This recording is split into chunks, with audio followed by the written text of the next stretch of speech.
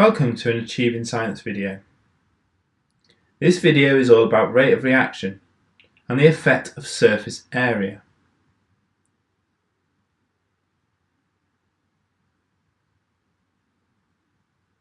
Before we begin, it is always important to remind ourselves what's happening in a chemical reaction. For a chemical reaction to take place, particles of the reactants must collide with sufficient energy for the reaction to take place.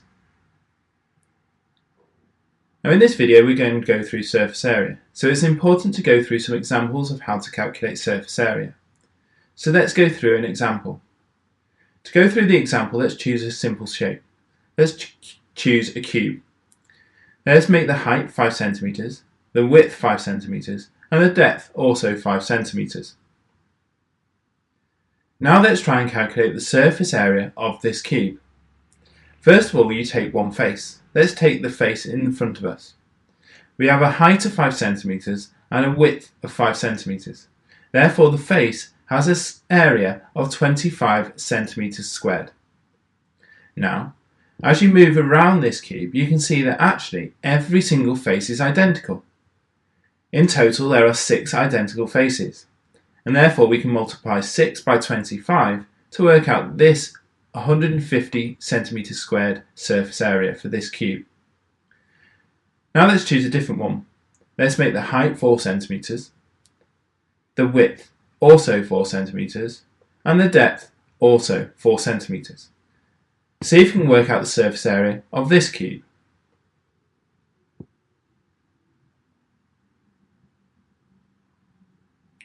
For this, you need to do exactly the same process. So take the front face.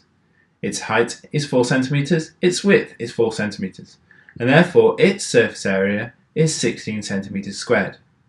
If you move around the cube, you'll find that there are 6 identical faces.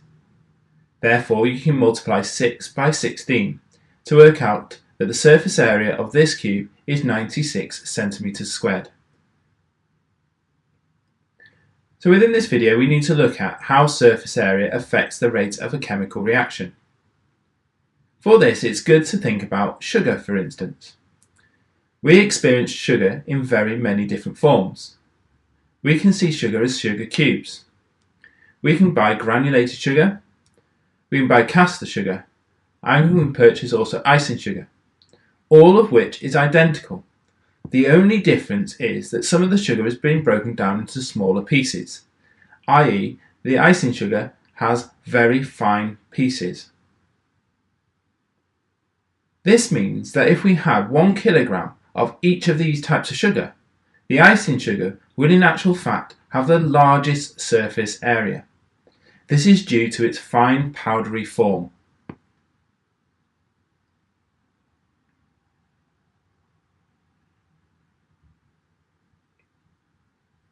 Now let's apply this.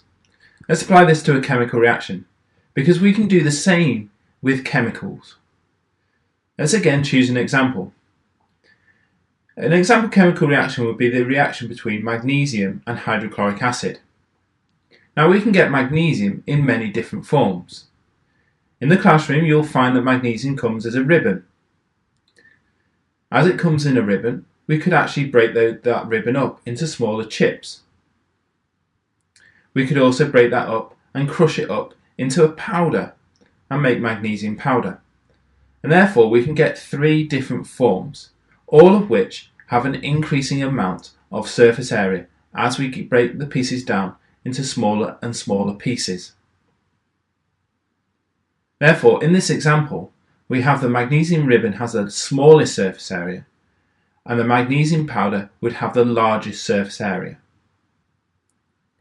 And therefore, for the same mass of magnesium, when reacted with acid, the powder would react the quickest.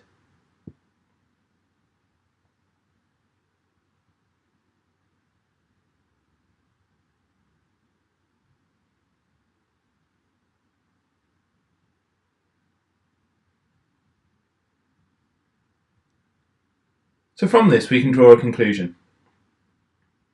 And the conclusion would be, as surface area of a solid reactant increases, the rate of reaction increases.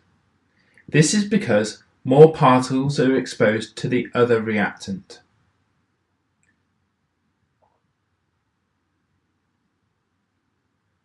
This then can also be shown as a graph. So let's quickly just see how this can be shown on a graph. A simple graph would show that on the x-axis, surface area, and on the y-axis, the time for the reaction to finish. As you can see, the shape of the graph is a downwards curve. The graph shows that as the surface area increases, i.e. gets bigger, the reaction takes less time to finish, i.e. the reaction is quicker.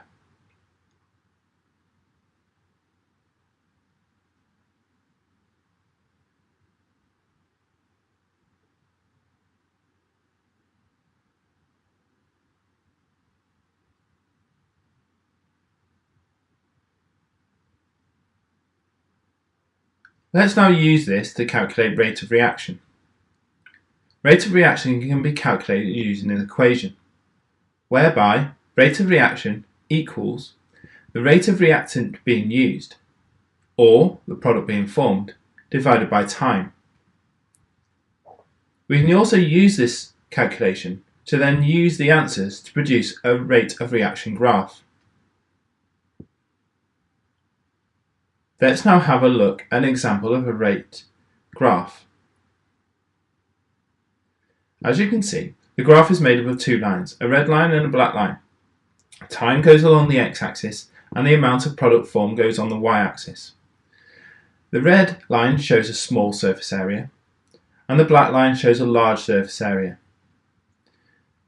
As you can see from the graph, the reaction is fastest at the beginning. This is shown by a steeper gradient to the graph.